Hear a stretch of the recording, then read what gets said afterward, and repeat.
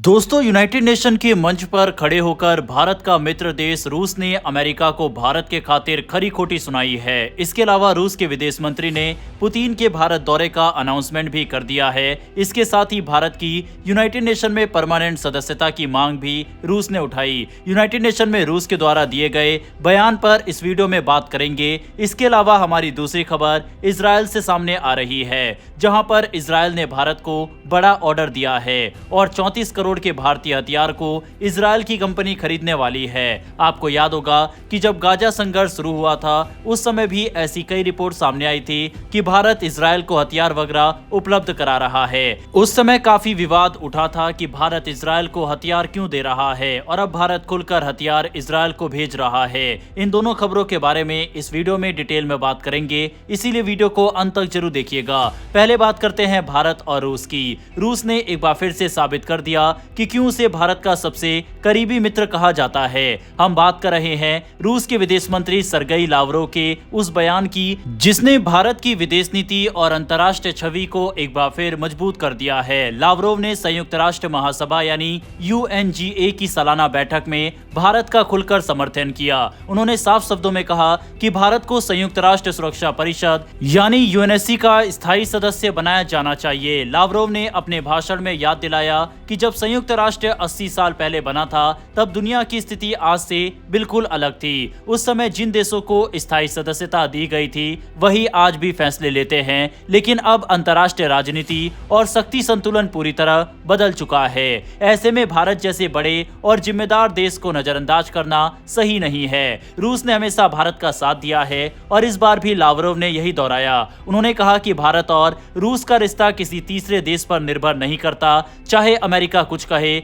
और कोई और ताकत दबाव बनाए। भारत और रूस अपने फैसले खुद लेते हैं। लावरोव ने प्रधानमंत्री नरेंद्र मोदी की विदेश नीति की जमकर तारीफ की। उन्होंने कहा कि रूस भारत के राष्ट्रीय हितों का पूरा सम्मान करता है और मोदी जी की विदेश नीति बिल्कुल स्वतंत्र और आत्मनिर्भर है। रूस ने यह भी साफ किया है कि अगर भारत अमेरिका से दोस्ती करता है तो इसका मतलब ये नहीं है कि भारत और रूस का रिश्ता कमजोर होगा।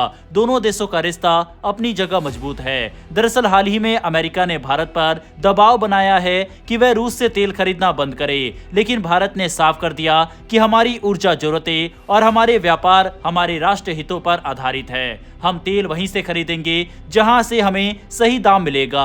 अगर अमेरिका हमें तेल बेचना चाहता है तो हम उससे भी बात करेंगे, लेकिन रूस या किसी और देश से खरीदना हमारा अधिकार है। इस पर लावरोव ने भी भारत का समर्थन किया। उन्होंने कहा कि विदेश मंत्री एस जयशंकर ने बिल्कुल सही जवाब दिया था कि भारत का तेल खरीदना भारत और रूस का आपसी मामला है, इसका अमेरिका से कोई लेना देना नहीं। लावरोव ने इसे भारत का आत्मसम्मान बताया और कहा कि भारत ठीक तुर्की की तरह खुददार और आत्मनिर्भर नीति अपनाता है। लावरोव ने अपने बयान में यह भी कहा कि रूस और भारत के रिश्ते बेहद गहरे हैं, चाहे व्यापार हो, रक्षा हो, तकनीकी सहयोग हो, स्वास्थ्य हो या फिर आर्टिफिशियल इंटेलिजेंस जैसे नए क्षेत्र, हर जगह भारत और रूस की साझेदारी मजबूत है। उन्होंने याद दिलाया कि हाल ही में प्रधानमंत्री नरेंद्र मोदी और राष्ट्रपति पुतिन की मुलाकात संघाई सहयोग संगठन यानी SCO की बैठक में हुई थी।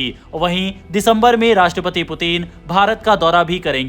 इस दौरान कई बड़े समझौते और चर्चाएं होंगी। रूस ने यह भी कहा कि भारत के साथ उसका आर्थिक रिश्ता पूरी तरह सुरक्षित है। अगर कोई देश इन रिश्तों को तोड़ने की कोशिश भी करे तब भी भारत और रूस अपने फैसले खुद करेंगे। यहाँ एक दिलचस्प बात और हुई। अमेरिका ने भारत पर 50% तक के टैक्स लगा दिए हैं, जिसमें 25% का टैक्स खास तौर पर रूस से तेल खरीदने पर लगाया गया। यानी अमेरिका भारत को दबाव में लाना चाहता है, लेकिन भारत ने साफ कहा है कि हमारी ऊर्जा जरूरतें हमारी अपनी है और हम इन्हें अपने राष्ट्रीय हित के आधार पर ही पूरा करेंगे। ये रुख रूस को भी पसंद आया और इसीलिए लावरोव ने इसकी तारीफ की। लावरोव और जयशंकर की मुलाकात भी संयुक्त राष्ट्र महासभा के दौरान हुई। दोनों नेताओं ने द्विपक्षीय रिश्तों, यूक्रेन संकट और मध्य पूर्व की स्थिति पर भी चर्चा की। इसके अलावा दोनों ब्रिक्स विदेश मंत्रियों की बैठक में भी साथ बैठे, जहां भारत 2026 में चेयरमैनशिप संभालेगा। ये पूरी घटना हमें दो बड़े संदेश देती है। पहला, रूस लगातार भारत को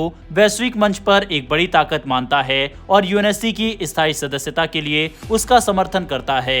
दूसरा, भारत की विदेश नीति अब किसी दबाव में नहीं चलती। चाहे अमेरिका हो या यूरोप, भारत अपने हितों को ध्यान में रखकर ही फैसले लेता है। आज की दुनिया में ये बहुत बड़ी बात है। पहले भारत को अक्सर नॉन अलाइंड यानी गुट निरपेक्ष देश कहा जाता था, लेकिन अब भारत सिर्फ गुट निरपेक्ष नहीं बल्कि मल्टी अलाइंड यानी सबके साथ रिश्ते रखने वाला और साथ ही स्वतंत्र विदेश नीति अपनाने वाला देश बन चुका है। यही वजह है कि अमेरिका, रूस और यूरोप सब भारत के साथ रिश्ते मजबूत करना चाहते हैं। बढ़ते हमारी अगली खबर की तरफ, जो कि भारत और इजरायल को लेकर आ रही है। भारत का डिफेंस सेक्टर लगातार दुनिया में अपनी धाक जमा रहा है।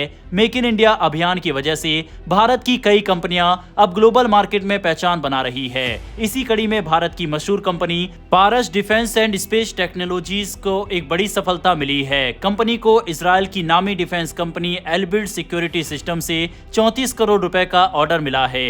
ये डील भारत की डिफेंस इंडस्ट्री के लिए बहुत अहम है। दरअसल पारस डिफेंस ने शेयर बाजार को जानकारी दी कि उसे एल्बिट सिक्योरिटी से 34 करोड़ का ऑर्डर मिला है। इस डील के तहत कंपनी इलेक्ट्रो ऑप्टिकल प्रोडक्ट बनाएगी और सप्लाई करेगी। ये प्रोजेक्ट फरवरी 2026 से नवंबर 2026 के बीच पूरा होगा। अब सवाल उठता है कि ये इलेक्ट्रो ऑप्टिकल टेक्नोलॉजीज आखिर है क्या? तो आपको बता दें, इस टेक्नोलॉजी का इस्तेमाल मिसाइल सिस्टम, निगरानी उपकरण, नाइट विजन और हाई एंड मिलिट्री इक्विपमेंट में होता है। इस तरह के प्रोडक्ट बेहद हाई प्रिसीजन यानी सटीक तकनीक से बनाए जाते हैं और पारस डिफेंस इस क्षेत्र में भारत की अग्रणी कंपनियों में से एक है। अगर हम पारस डिफेंस का बैकग्राउंड देखें तो ये कंपनी भारत की उन चुनिंदा कंपनियों में शामिल है जो guidance system, sensor communication technology और एडवांस कंप्यूटिंग पर काम करती है। कंपनी के प्रोडक्ट का इस्तेमाल missile, space technology, naval system और डिफेंस व्हीकल्स में किया जाता है। खास बात यह है कि पारस डिफेंस सिर्फ भारतीय रक्षा मंत्रालय के लिए ही नहीं बल्कि विदेशी डिफेंस कंपनियों के लिए भी काम करती है। अब बात करें हाल की उपलब्धियों की, तो पिछले कुछ महीनों में पारस डिफेंस को लगातार बड़े ऑर्डर मिल रहे हैं। अगस्त 2025 में कंपनी को भारत इलेक्ट्रॉनिक लिमिटेड यानी BEL से 45 करोड़ रुपए का ऑर्डर मिला था। ये ऑर्डर सिग्नल और डेटा प्रोसेसिंग सिस्टम और मल्टी सेंसर फ्यूजन सिस्टम के लिए था। इसके अलावा पारस डिफेंस को 26.6 करोड़ रुपए का ऑर्डर इंडिया ऑप्टेल से भी मिला। ये कंपनी रक्षा मंत्रालय की है और उसने टैंकों के लिए thermal imaging fire control system supply करने का कॉन्ट्रैक्ट दिया था। इतना ही नहीं, फ्रांस की एक कंपनी ने भी पारस डिफेंस पर भरोसा जताते हुए 22 करोड़ रुपए का ऑर्डर दिया। इसके तहत पारस डिफेंस को 30 unit Chimera 2000 anti drone technology supply करनी है। ये सब दिखाता है कि पारस डिफेंस सिर्फ भारत ही नहीं बल्कि पूरी दुनिया की रक्षा कंपनियों का भरोसा जीत रही है। आज की दुनिया में डिफेंस टेक्नोलॉजी की मांग लगातार बढ़ रही है। ड्रोन, मिसाइल और हाईटेक इलेक्ट्रॉनिक सिस्टम हर देश की जरूरत बन चुके हैं। ऐसे में पारस डिफेंस जैसी कंपनियों के लिए ये सुनहरा अवसर है। इजरायल जैसी बड़ी टेक्नोलॉजीज हब का भारत की कंपनी पर भरोसा करना न सिर्फ बिजनेस के लिहाज से अच्छा है बल्कि भारत की अंतर्राष्ट्रीय छवि के लिए भी बड़ी बात है। यह नया 34 करोड़ रुपए का ऑर्डर पारस डिफेंस के लिए एक और बड़ी उपलब्धि है। इससे न सिर्फ कंपनी की ऑर्डर बुक मजबूत होगी बल्कि ये दिखाएगा कि भारत की कंपनियां अब ग्लोबल स्टैंडर्ड की तकनीक तैयार करने में सक्षम है। मेक इन इंडिया का असर साफ तौर पर नजर आ रहा है और आने वाले समय में भारत की रक्षा इंडस्ट्री दुनिया की टॉप इंडस्ट्री में शामिल हो सकती है।